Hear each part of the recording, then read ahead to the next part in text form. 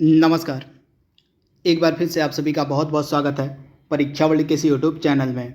दोस्तों, आज के इस वीडियो में हम बात करने वाले हैं भारतीय राज्य व्यवस्था के कुछ अति संभावित प्रश्नों को। यह जो सीरीज है आपके वीडियो री एग्जाम के लिए बहुत ही ज़्यादा महत्वपूर्ण है। तो वीडियो आपको कैसा लगा कमेंट बॉक्स में अपनी प्रतिक्रिया, अपना सुझाव हमें अवश्य दीजिएगा। इसी तरह के वीडियो आपको डेली मिलते रहेंगे। भारतीय राज्य व्यवस्था के अलावा कल आपको इसके अलावा ज्योग्राफी का, इसके अलावा आपका हिस्ट्री का भी वीडियो आपको मिल जाएगा मोस्ट एक्सपेक्टेड प्रश्नों का।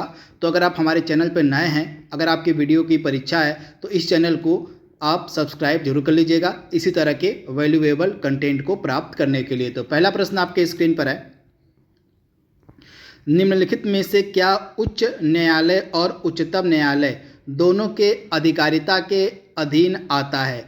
प्रश्न को बिल्कुल ध्यान से आपको पढ़ना है और आपको बताना है कि इसमें से कौन सा हाई कोर्ट और सुप्रीम कोर्ट दोनों के अधिकारिता के अंतर्गत आता है।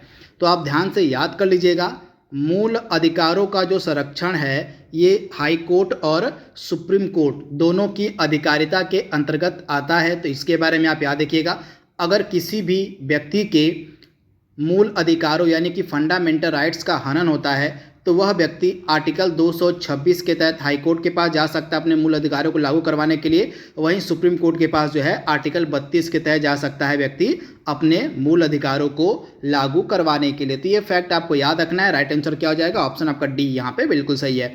भारतीय संविधान में मूल अधिकार किस संविधान से लिए गए हैं? मूल अधिकार को जो है किस संविधान से लिया गया आपसे पूछा जा रहा है। तो यह जो मूलभूत यानी कि फंडामेंटल राइट्स का जो प्रावधान है इसको हमने किस देश के संविधान से लिया हुआ है? तो अमेरिका के। ऑप्शन आपका ए यहाँ पे बिल्कुल सही हो जाएगा, अमेरिका के संविधान से इसको लिया गया है। इसके अलावा अमेरिका के संविधान से हमने और कौन कौन सा प्रावधान लिया हुआ है तो यहाँ पे आप देख पा रहे हैं सारी चीज़ें लिखी गई हैं। मौलिक अधिकार हो गया, न्यायपालिका की स्वतंत्रता हो गई, न्यायिक समीक्षा हो गया, राष्ट्रपति का महाभियोग हो गया, उच्चतम न्यायालय और उच्च न्यायालय के न्यायाधीशों को हटाने की जो प्रक्रिया है उसको भी हमने अमेरिका के संविधान से ही लिया हुआ है। इसके अलावा उपराष्ट्रपति का पद, ये सभी इम्पोर्टेंट जो प्रावधान है जो आपके सामने लिखे गए हैं सभी को हमने अमेरिका के संविधान से लिया हुआ है। तो चाहे तो आप इसका स्क्रीनशॉट ले सकते हैं। अगला प्रश्न आपके स्क्रीन पर है, इसको भी आप देख लीजिए। ये इंपॉर्टेंट कंटेंट है हमारे फंडामेंटल राइट्स से रिलेटेड कि वर्तमान में हमारे कितने फंडामेंटल राइट हैं, कौन से लेके कौन से आर्टिकल तक हैं। तो आप याद रखिएगा, वर्तमान में हमारे 6 फंडामेंटल राइट्स हैं। तो इसके बारे में आप याद रखिएगा कौन कौन से। तो समानता का अधिकार आपको मिलेगा अनुच्छेद 14 से 18 के बीच, स्वतंत्रता का अधिकार आपको मिलेगा अनुच्छेद 19 से 22 के बीच, इसके बारे में आप याद रखिएगा। इसके अलावा शोषण के विरुद्ध अधिकार आपको मिलेगा अनुच्छेद 23 और 24 में, आप याद रखिएगा। शोषण के विरुद्ध जो अधिकार है यह आपको मिलेगा आर्टिकल 23 और 24 में। इसके अलावा धर्म की स्वतंत्रता का जो अधिकार है आपको मिलेगा अनुच्छेद 25 से 28 के बीच में। सांस्कृतिक और शैक्षिक अधिकार आपको मिलेंगे अनुच्छेद 29 और 30 में। इसके अलावा सबसे महत्वपूर्ण जो फंडामेंटल राइट है वो आपका है संवैधानिक उपचारों का अधिकार, यह आपको मिलेगा आर्टिकल 32 में। तो टोटल हमारे फंडामेंटल राइट्स कितने हैं? तो टोटल 6 फंडामेंटल राइट हैं। तो इनके बारे में आप याद रखिएगा। इससे पहले संपत्ति का अधिकार भी हमारा फंडामेंटल राइट यानी कि हमारा मौलिक अधिकार हुआ करता था, लेकिन जो 44वां संविधान संशोधन अधिनियम था 1978 का, इसके तहत संपत्ति के अधिकार को फंडामेंटल राइट से हटाकर इसको एक लीगल अधिकार यानी कि कानूनी अधिकार बना दिया गया था। तो ये फैक्ट भी आपको याद रखना है। एक चीज़ और आप ध्यान से याद कर लीजिएगा कि किस आर्टिकल से लेके किस आर्टिकल तक हमारे मूल अधिकार हैं। तो आर्टिकल 12 से लेके आर्टिकल 35 तक आपको फंडामेंटल राइट्स मिलेंगे। अगर पार्ट पूछ ले, भाग पूछ ले कि किस भाग में भारतीय संविधान के किस भाग में मूल अधिकारों को रखा गया है तो भाग 3 में। तो ये सभी चीज़ें आपको याद रखनी है। अगला प्रश्न आपके स्क्रीन पर है, भारत में कौन सा संशोधन अधिनियम मिनी कॉन्स्टिट्यूशन यानी कि मिनी संविधान कहा जाता है, आपसे पूछा जा रहा है। तो आप याद रखिएगा, मिनी कॉन्स्टिट्यूशन यानी कि मिनी संविधान हम किसको कहते हैं? तो हमारा जो 42वां संविधान संशोधन अधिनियम है, आप ध्यान से याद कर लीजिएगा, हमारा जो 42वां संविधान संशोधन अधिनियम है इसको हम क्या कहते हैं? तो इसको हम मिनी कॉन्स्टिट्यूशन के नाम से जानते हैं। तो इसके बारे में आप याद रखिएगा। अब इसको मिनी कॉन्स्टिट्यूशन यानी कि लघु संविधान क्यों कहा जाता है? क्योंकि इसी के तहत जो है हमारे भारतीय संविधान में बहुत सारे प्रावधान ऐड किए गए थे। जैसे मैं आपको एग्जाम्पल के तौर पे बता दूं, जैसे हमारा मूल अधिकार है, यानी कि हमारे जो फंडामेंटल ड्यूटीज़ है, हमारे जो ड्यूटीज़, यहाँ पे मूल कर्तव्य की बात हो रही है, तो हमारे जो मूल कर्तव्य हैं उनको भी जो है 42वां संविधान संशोधन अधिनियम के तहत ही ऐड किया गया था। इसके अलावा हमारी प्रस्तावना में 3 शब्द जोड़े गए थे इसी संविधान संशोधन अधिनियम के तहत, समाजवादी यानी कि सोशलिस्ट, पंथ निरपेक्ष यानी कि सेकुलर, और इसके अलावा अखंडता यानी कि इंटीग्रिटी। ये 3 इंपॉर्टेंट शब्द भी हमारे प्रियम्बल में, हमारी प्रस्तावना में जोड़े गए थे 42वें संविधान संशोधन अधिनियम के तहत। तो ये सारे फैक्ट आपको साथ में याद रखने हैं। इसके बाद अगला प्रश्न आपकी स्क्रीन पर है, भारतीय संविधान में कितने प्रकार के न्यायिक आदेश यानी कि रीट का प्रावधान है। हमारा जो संविधान है इसमें कितने प्रकार के रीट को सम्मिलित किया गया है। तो 5 रीट की बात की गई है हमारे भारतीय संविधान में। ये 5 रीट कौन कौन से हैं आइए देख लेते हैं। तो यहाँ पे आप देख पा रहे हैं, बंदी प्रत्यक्षीकरण, परमादेश, प्रतिषेध, उत्प्रेषण और अधिकार परीक्षा। ये सभी जो हैं हमारे रीट हैं, 5 प्रकार के रीट हैं। डायरेक्टली नंबर भी पूछ लिया जाएगा आपसे, तो इसको आपको याद रखना है। इसके अलावा ये फैक्ट आप याद कर लीजिएगा कि सुप्रीम कोर्ट को अनुच्छेद 32 के तहत और हाई कोर्ट को अनुच्छेद 226 के तहत जो है रिट जारी करने का अधिकार दिया गया है। तो ये एडिशनल फैक्ट भी आपको साथ में याद करते हुए चलना है। बढ़ते हैं अगले प्रश्न की तरफ। भारतीय संविधान के किस भाग में भारत को एक कल्याणकारी राज्य के रूप में स्थापित किया गया है। भारतीय संविधान का वह कौन सा पार्ट है, वह कौन सा भाग है आपको बताना है जिसमें कल्याणकारी राज्य की बात करी गई है। बहुत ही ज़्यादा महत्वपूर्ण प्रश्न है।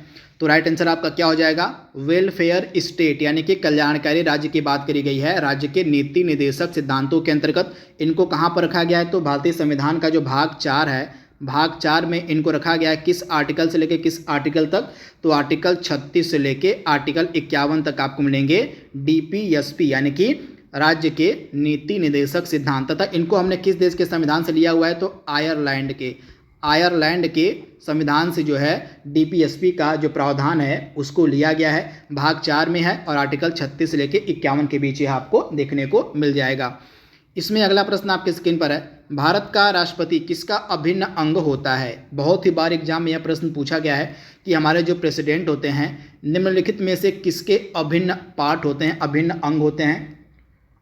तो राइट आंसर क्या हो जाएगा, संसद के, यानी कि पार्लियामेंट के। हमारी जो पार्लियामेंट है यह 3 लोगों से मिलकर बनी है। 3 और जैसे आपका लोकसभा हो गया, लोकसभा प्लस राज्यसभा प्लस आपका प्रेसिडेंट, तो इन तीनों से मिलकर बनी है हमारी संसद। तो इस प्रकार से हमारे जो राष्ट्रपति हैं, हमारे जो प्रेसिडेंट हैं, ये संसद के अभिन्न अंग माने जाते हैं। अगला प्रश्न आपके स्क्रीन पर है, वर्तमान में उच्चतम न्यायालय में मुख्य न्यायाधीश के अतिरिक्त कितने न्यायाधीश हो सकते हैं।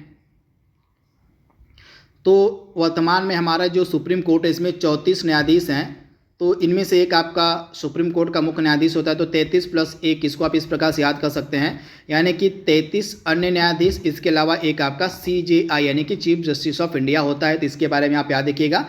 तो इसमें अन्य न्यायाधीश पूछा गया, अतिरिक्त न्यायाधीश पूछा गया। तो राइट आंसर आपका क्या हो जाएगा, 33 यानी कि 33। अगला प्रश्न है, त्रिस्तरीय पंचायती राज तंत्र में किसको सम्मिलित किया गया है। त्रिस्तरीय पंचायती राज तंत्र में किसको सम्मिलित किया गया है, तो ग्राम सभा, पंचायत समिति और जिला परिषद को। तो ऑप्शन आपका C यहाँ पे बिल्कुल सही हो जाएगा। इसके अलावा त्रिस्तरीय पंचायती राज की व्यवस्था का जो प्रावधान है किस समिति ने दिया था, तो आपकी जो बलवंत राय मेहता कमेटी थी उसी ने यह सिफारिश की थी कि 3 स्तरीय पंचायती राज व्यवस्था को भारत में लागू किया जाए। इसके अलावा पंचायतों से जुड़े जो भी इंपॉर्टेंट समितियां बनाई गई थी उनको हम आगे डिस्कस करेंगे। फिलहाल इसको आप देख लीजिए प्रश्न को। और भारत में त्रिस्तरीय पंचायती राज प्रणाली का प्रस्ताव किसने किया था, तो मैंने आपको अभी भी बताया है कि बलवंत राय मेहता जो समिति बनाई गई थी इसने भारत में 3 स्तरीय पंचायती राज सिस्टम का प्रस्ताव दिया था। तो ऑप्शन आपका A यहाँ पे बिल्कुल सही हो जाएगा। इसके बाद इसको आप देख लीजिए, जो समितियां बनाई गई थी पंचायती राज से रिलेटेड सारी आपके सामने मेंशन है। मैं इनको यहाँ पे पढ़ूंगा नहीं, समय वेस्ट होगा। आपको करना क्या है, तो इसका आप स्क्रीनशॉट ले लीजिएगा या वीडियो को रोक कर इत्मीनान से पढ़ लीजिएगा। सारी समितियां आपके आने वाले वीडियो के एग्जाम के लिए बहुत ही ज़्यादा महत्वपूर्ण हैं। अगले प्रश्न की तरफ हम बढ़ते हैं। संसद के दोनों सदनों का संयुक्त सत्र कौन बुला सकता है। संसद के दोनों सदनों का संयुक्त सत्र बुलाने का जो अधिकार है किसके पास है, तो ज्वाइंट सेशन की यहाँ पे बात हो रही है, संयुक्त सत्र की बात हो रही है, तो कौन बुलाता है? President of India. हमारे जो प्रेसिडेंट होते हैं, हमारे जो राष्ट्रपति होते हैं, इन्हीं को यह अधिकार दिया गया है कि वे ज्वाइंट सेशन को बुलाएं। यानी कि ऑप्शन आपका यहाँ पे जो ए है बिल्कुल सही हो जाएगा। लेकिन एक चीज़ आप ध्यान दीजिएगा, ज्वाइंट सेशन यानी कि संयुक्त सत्र को बुलाने का जो अधिकार है यह तो दिया गया है प्रेसिडेंट को, लेकिन इसकी अध्यक्षता कौन करता है? तो इसकी अध्यक्षता की जाती है किसके द्वारा? तो लोकसभा के स्पीकर के द्वारा। तो ये चीज़ आप याद रखिएगा। वहीं किस आर्टिकल के तहत जो है ज्वाइंट सेशन बुलाया जाता है, संयुक्त सत्र बुलाया जाता है? तो आर्टिकल 108 के तहत। तो ये फैक्ट भी आप याद रखिएगा, आर्टिकल 108 के तहत जो है ज्वाइंट सेशन बुलाने का प्रावधान है। तो ये फैक्ट आप याद रख सकते हैं, बहुत बार एग्जाम में यह आर्टिकल पूछा भी गया है। इसके बाद अगला प्रश्न आपके स्क्रीन पर है, उच्चतम न्यायालय में संविधान के निर्वचन से संबंधित मामले की सुनवाई करने के लिए न्यायाधीशों की संख्या कम से कम कितनी होनी चाहिए? तो यहाँ पे पूछा क्या गया कि जो हमारा सुप्रीम कोर्ट है, सुप्रीम कोर्ट में अगर संविधान के निर्वचन से संबंधित कोई भी मामला है, कोई भी मैटर है, तो उसकी सुनवाई करने के लिए कम से कम कितने न्यायाधीशों की बेंच होनी चाहिए? तो 5 न्यायाधीशों की। इसके बारे में आप याद रखिएगा, ऑप्शन आपका डी यहाँ पे बिल्कुल सही हो जाएगा। अगला प्रश्न है, भारतीय संविधान के किस भाग को उसकी आत्मा कहा गया है? तो आप याद रखिएगा, भारतीय संविधान का जो संवैधानिक उपचारों का अधिकार है, यानी कि आर्टिकल जो आपका 32 है, इसी को जो है भारतीय संविधान की आत्मा कहा जाता है। यानी कि ऑप्शन आपका डी यहाँ पे बिल्कुल सही हो जाएगा, संवैधानिक उपचारों का अधिकार, जिसको आर्टिकल 32 में रखा गया है। तो बहुत ही ज़्यादा इंपॉर्टेंट यह आर्टिकल है 32 आपका। इसके बाद अगला प्रश्न है, निम्नलिखित में से कौन से आयोग या समिति की सिफारिश पर भारत में अंतर्राज्यीय परिषद की स्थापना की गई थी? इंपॉर्टेंट प्रश्न है, किस समिति या आयोग की सिफारिश पर भारत में अंतर्राज्यीय परिषद की स्थापना की गई थी? तो राइट आंसर क्या हो जाएगा आपका? सरकारिया आयोग की सिफारिश पर। आप याद रखिएगा, भारत में सरकारिया आयोग की सिफारिश पर ही अंतर्राज्यीय परिषद की स्थापना की गई थी। यानी कि राइट आंसर आपका क्या हो जाएगा? ऑप्शन आपका डी यहाँ पे बिल्कुल सही हो जाएगा। अंतर्राज्यीय परिषद को जो है स्थापित करने का जो अधिकार है प्रेसिडेंट ऑफ इंडिया को दिया गया है। किस आर्टिकल के तहत? तो आर्टिकल 263 के तहत। तो इसके बारे में आप याद रखिएगा, अंतर्राज्यीय परिषद का गठन कौन कर सकता है? तो प्रेसिडेंट ऑफ इंडिया यानी कि भारत के राष्ट्रपति कर सकते हैं 263 आर्टिकल के तहत। तो इसके बारे में आप याद रखिएगा। इससे जुड़े कुछ इंपॉर्टेंट फैक्ट मैंने लिखे जिनको आप याद कर सकते हैं। यहाँ पे लिखा गया है, सरकारी आयोग के अध्यक्ष कौन थे? तो राजेंद्र सिंह सरकारिया थे, तथा इसमें जो है 2 अन्य सदस्य भी थे, बी शिवरमन और SR सेन। इन्हीं की सिफारिश पर मई 1990 में अंतर्राज्यीय परिषद का गठन किया गया था।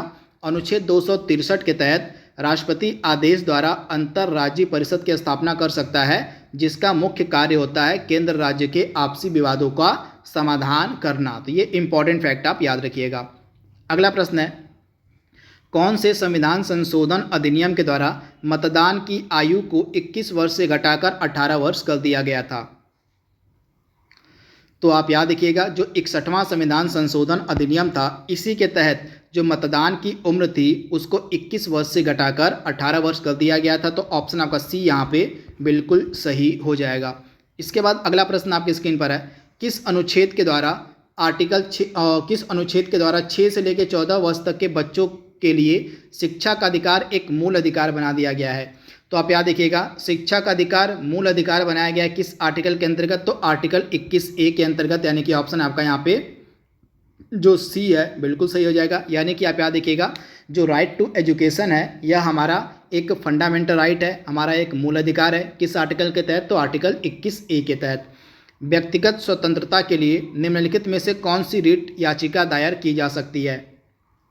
यहाँ पे पर्सनल लिबर्टी की बात हो रही है, व्यक्तिगत स्वतंत्रता की बात हो रही है, तो इससे जुड़ा हुआ कौन सा रिट है, कौन सी याचिका है? तो आप याद रखिएगा, बंदी प्रत्यक्षीकरण यानी कि हैबियस कॉर्पस का संबंध जो है व्यक्तिगत स्वतंत्रता से रिलेटेड होता है। यानी कि ऑप्शन आपका बी यहाँ पे बिल्कुल सही हो जाएगा, बंदी प्रत्यक्षीकरण यानी कि हैबियस कॉर्पस की यहाँ पे बात हो रही है। इसके बाद अगला प्रश्न है, भारतीय संविधान के किस अनुच्छेद में अंतर्राष्ट्रीय शांति की बात कही गई है? भारतीय संविधान का वह कौन सा अनुच्छेद है जो अंतर्राष्ट्रीय शांति की बात करता है?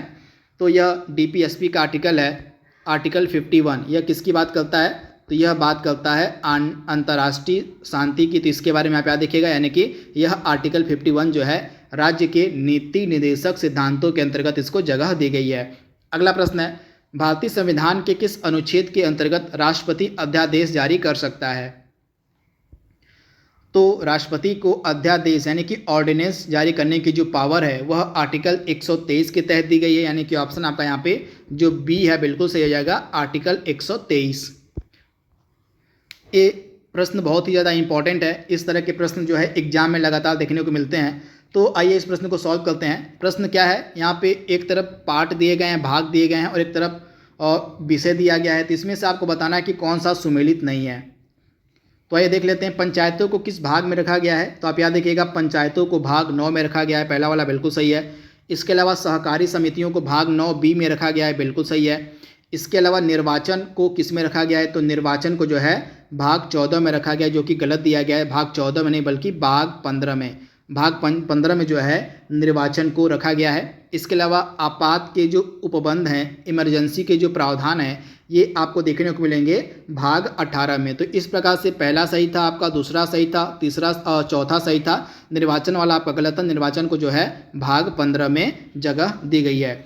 इसके बाद यहाँ पे अनुसूची से प्रश्न है। इसमें विषय दिया गया है, एक तरफ अनुसूची दी गई है। इसमें आपको बताना है कि कौन सा सुमेलित नहीं है। तो आइए देख लेते हैं। भाषाओं को किस अनुसूची में रखा गया है? भाषाओं को जो है 8वीं अनुसूची में रखा गया है, जो कि बिल्कुल सही है।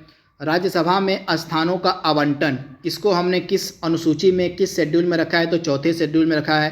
तो इसके बारे में आप याद रखिए कि चौथा शेड्यूल किसकी बात करता है? तो राज्यों एवं संघ राज्य क्षेत्रों के लिए राज्यसभा में स्थानों का जो प्रावधान है उसको हमने चौथी अनुसूची में, चौथे शेड्यूल में रखा हुआ है। शपथ एवं प्रतिज्ञान जो हैं उनको हमने किस में रखा है? तो पहले अनुसूची में नहीं बल्कि इनको रखा गया है आपके तीसरी अनुसूची में। तो आप याद कर लीजिएगा, जो शपथ एवं प्रतिज्ञान है इनको तीसरी अनुसूची में रखा गया है। इसके अलावा दल बदल विरोधी जो कानून का प्रावधान है, जिसको हम एंटी डिफेक्शन लॉ कहते हैं, इनको जो है हमने 10वीं अनुसूची में रखा हुआ है। तो इस प्रकार से यह प्रश्न बहुत ही ज़्यादा महत्वपूर्ण है आपके वीडियो की परीक्षा के लिए, इसको आप याद कर लीजिएगा। तो यहाँ पे सारी चीज़ें लिखी गई हैं, जो चीज़ें मैंने आपको बताई हैं पीछे, वही सारी चीज़ें आपके सामने यहाँ पे लिखी गई हैं। इसका आप स्क्रीनशॉट ले सकते हैं। तो यह हमारा लास्ट प्रश्न था आज के सेशन का। यह वीडियो आपको कैसा लगा, प्रश्न आपको कैसे लगे भारतीय राज्य व्यवस्था के, कमेंट बॉक्स में अपनी प्रतिक्रिया, अपना सुझाव में अवश्य दीजिएगा। तो आज के लिए बस इतना ही। Thank you, thanks for watching, thank you.